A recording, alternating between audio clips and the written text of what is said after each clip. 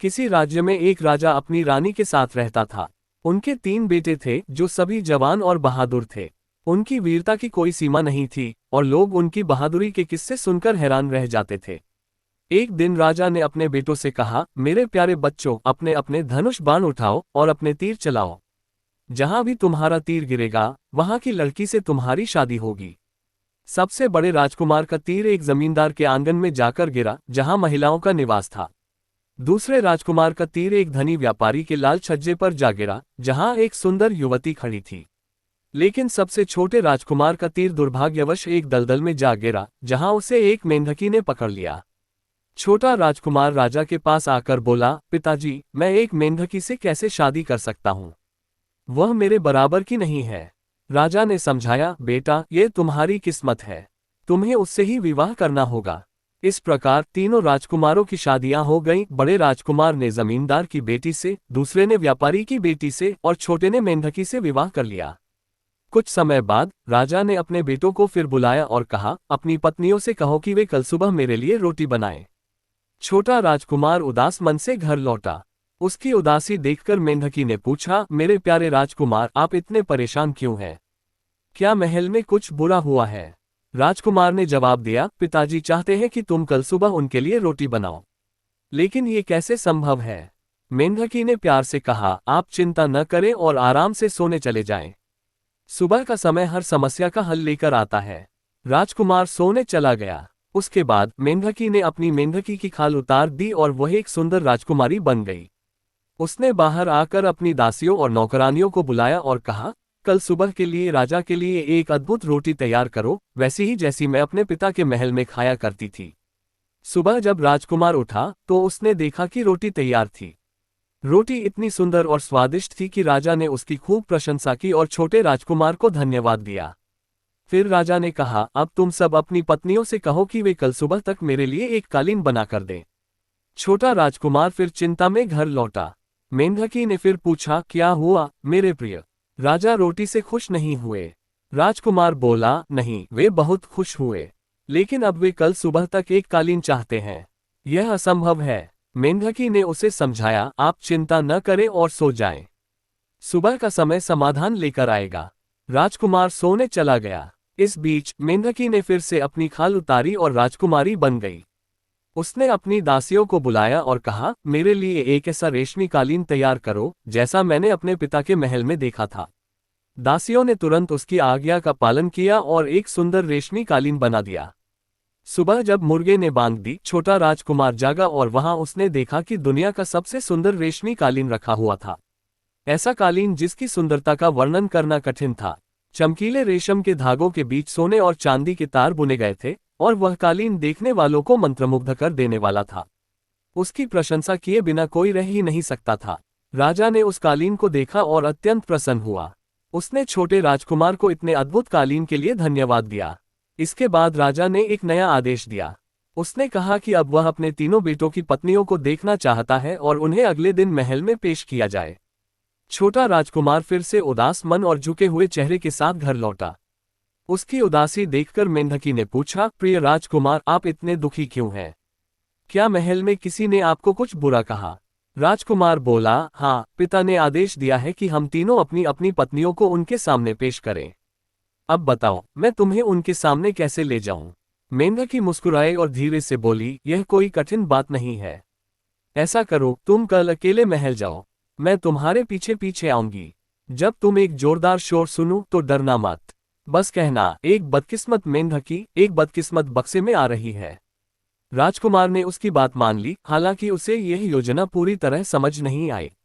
अगले दिन महल में दोनों बड़े भाई अपनी अपनी सुंदर आकर्षक पत्नियों के साथ पहुंचे। उनकी पत्नियां बेहद कीमती और चमचमाते वस्त्र पहने हुए थीं।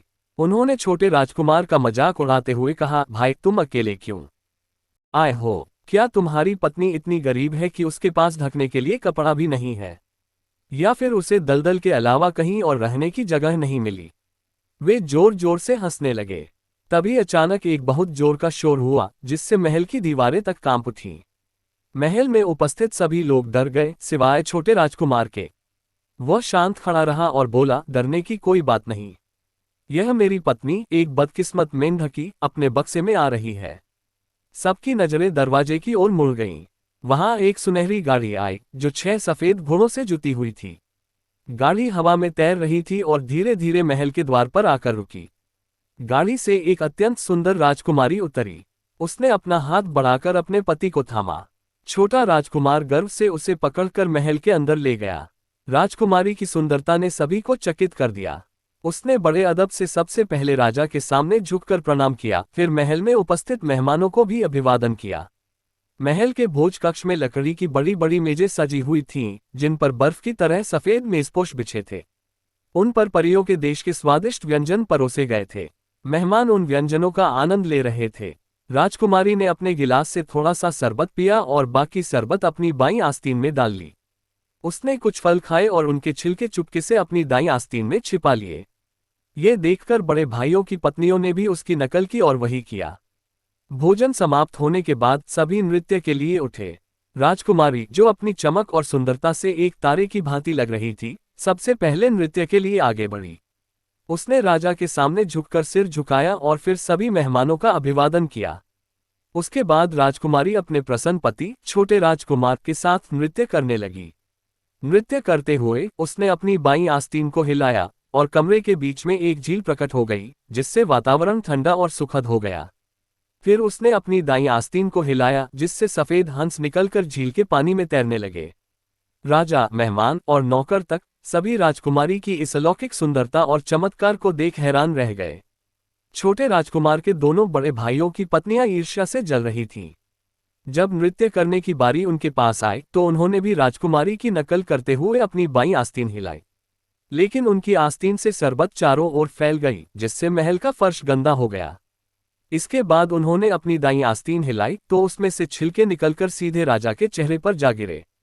ये देख राजा को बहुत गुस्सा आया और उसने तुरंत उन्हें महल से बाहर निकालने का आदेश दिया।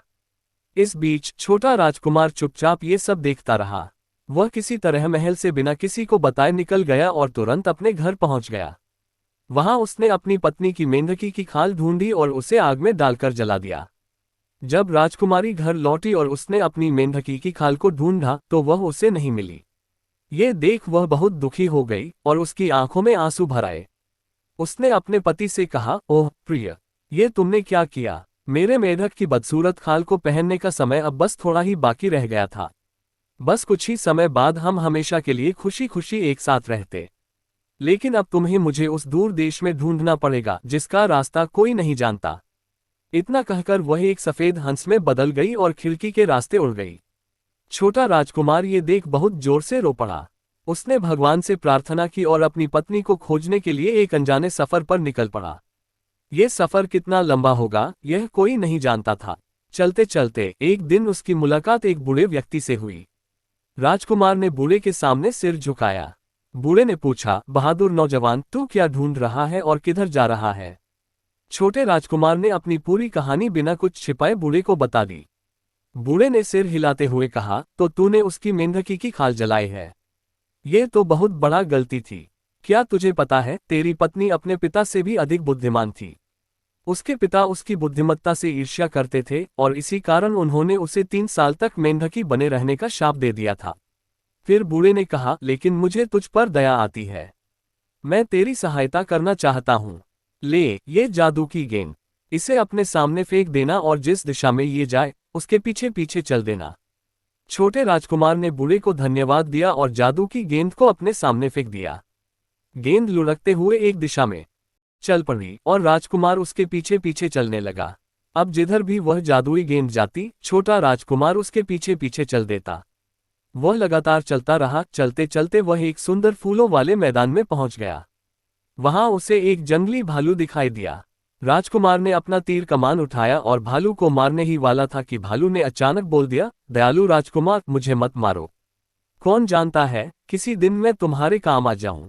राजकुमार ने भालू पर दया करते हुए उसे छोड़ दिया। वहीं पास में धूप में एक सफेद और प्यारी बतख उड़ रही थी। राजकुमार ने उसे मारने के लिए फिर से अपना तीर कमान उठाया, लेकिन वह बतख भी बोल पड़ी, भले राजकुमार, मुझे मत मारो। मैं किसी दिन तुम्हारे काम जरूर आऊंगी। राजकुमार ने उस बतख को भी छोड़ दिया और आगे बढ़ गया। आगे चलते चलते उसे एक बड़ा खरगोश मिला। उसने खरगोश को मारने के लिए तीर कमान उठाया ही था कि खरगोश भी बोल उठा, मुझे मत मारो बहादुर राजकुमार, मैं बहुत जल्द तुम्हारी सहायता करूंगा। राजकुमार ने थोड़ा सोचकर खरगोश को भी छोड़ दिया और आगे बढ़ गया। फिर वह एक समुद्र के किनारे पहुंचा। वहां रेत पर एक बहुत बड़ी मछली तड़प रही थी। वह लगभग मरने वाली थी। मछली ने राजकुमार से कहा, हे राजकुमार, मुझ पर दया करो, मुझे इस समुद्र के ठंडे पानी में फेंक दो। राजकुमार ने मछली की बात मानी और उसे समुद्र में वापस डाल दिया। इसके बाद वह समुद्र के किनारे किनारे चलता रहा। चलते चलते जादुई गेंद उसे एक झोपड़ी के पास ले आए। राजकुमार झोपड़ी के अंदर गया तो उसने देखा कि वहां एक जादूगरनी बैठी हुई थी। वह इतनी बदसूरत थी कि राजकुमार ने इससे पहले इतनी बदसूरत कोई और नहीं देखा था। जादूगरनी ने उसे देखते ही पूछा, हे राजकुमार, तुम यहाँ क्यों आए हो? राजकुमार गुस्से से चिल्ला उठा, अरे बुरी जादूगरनी, क्या तुम्हें ये सिखाया गया है कि एक थके हारे मेहमान से इस तरह सवाल करो? बजाय इसके कि तुम उसे खाने पीने को कुछ दो या हाथ मुंह धोने के लिए गर्म पानी दो, तुम उससे ऐसे सवाल कर रही हो। राजकुमार की बात सुनकर जादूगरनी ने उसे बहुत सारा खाना दिया, पीने के लिए पानी दिया और मुंह धोने के लिए गर्म पानी भी दिया। राजकुमार ने ये सब करके खुद को तरोताजा किया और जल्द ही बात करने के लायक हो गया। उसने जादूगरनी को अपनी शादी की अजीबोगरीब कहानी विस्तार से सुनाई। उसने जादूगरनी को बताया कि कैसे उसकी पत्नी उससे बिछड़ गई है और अब उसकी बस एक ही इच्छा है, उसे वापस पाना। जादूगरनी बोली, मुझे सब पता है। वह इस समय एक शैतान के महल में है, लेकिन तुम्हें ये जानना चाहिए कि वह शैतान बहुत भयानक है। वह दिन रात उसकी रखवाली करता है और कोई भी उसे कभी नहीं हरा पाया। उसकी मौत एक जादुई सुई में छिपी है। ये सुई एक बड़े खरगोश के अंदर है। वह खरगोश एक बक्से में बंद है और वह बक्सा ओक के पेड़ की डालियों के बीच में छिपा हुआ है। शैतान राजकुमारी की तरह ही उस ओक के पेड़ की भी दिन रात रखवाली करता है। इसका मतलब है कि उसे पाना किसी खजाने को पाने से भी ज्यादा मुश्किल है। फिर जादूगरनी ने राजकुमार को बताया कि वह ओक का पेड़ कहाँ मिलेगा। ये सुनकर राजकुमार तुरंत उस ओर चल पड़ा। जब वह ओक के पेड़ के पास पहुंचा तो उसे देखकर थोड़ा घबरा गया। उसे समझ नहीं आ रहा था कि वह अपना काम कहां से शुरू करे। तभी उसका पुराना मित्र जंगली भालू वहां आ गया। भालू ने पेड़ को जड़ से उखाड़ फेंका। जैसे ही पेड़ गिरा, उस पर रखा बक्सा भी नीचे आ गिरा। बक्सा जमीन पर गिरते ही टूट गया और उसमें से एक बड़ा खरगोश बाहर निकलकर भागने लगा। राजकुमार ने देखा कि उसका दोस्त, वह बड़ा खरगोश, कहीं से आ गया और उस भागते हुए खरगोश के पीछे दौड़ा। उसने शैतान के बड़े खरगोश को तुरंत पकड़ लिया और उसे फाड़ डाला। खरगोश के फटते ही उसके अंदर से एक भूरी बतख निकली जो आसमान में ऊंची उड़ गई और गायब होने लगी। परंतु उसी समय राजकुमार की सफेद बतख ने उसका पीछा किया और उसे मार गिराया। बतख के मरते ही उसके अंदर से एक अंडा निकलकर समुद्र के गहरे नीले पानी में गिर गया। ये देखकर राजकुमार परेशान हो गया। उसे समझ नहीं आ रहा था कि अब वह उस अंडे से सुई कैसे निकालेगा और शैतान को कैसे मारेगा। तभी उसने देखा कि वह बड़ी मछली, जिसे उसने समुद्र में फेंका था, तैरती हुई किनारे पर आई। मछली ने अंडा लाकर समुद्र किनारे की रेत पर रख दिया। राजकुमार ने तुरंत अंडा उठाया और उसे फोड़ दिया। उसमें से जादुई सुई निकल आई जिस पर शैतान की जिंदगी निर्भर थी। जैसे ही राजकुमार ने सुई को तोड़ा, शैतान की सारी ताकत हमेशा के लिए खत्म हो गई। इसके बाद राजकुमार शैतान के महल में गया और उसे उस जादुई सुई से मार गिराया। महल के अंदर उसे अपनी सुंदर पत्नी मिल गई। वह अपनी पत्नी को लेकर लौट आया। फिर वे दोनों खुशी खुशी बहुत दिनों तक साथ रहे। दोस्तों, कहानी कैसी लगी कमेंट करके जरूर बताएं और वीडियो को लाइक और चैनल को सब्सक्राइब करके बेल आइकन पर प्रेस कर लीजिए, जिससे आप प्राचीन कथाओं और कहानियों से जुड़े रहे। ओम नमः शिवाय।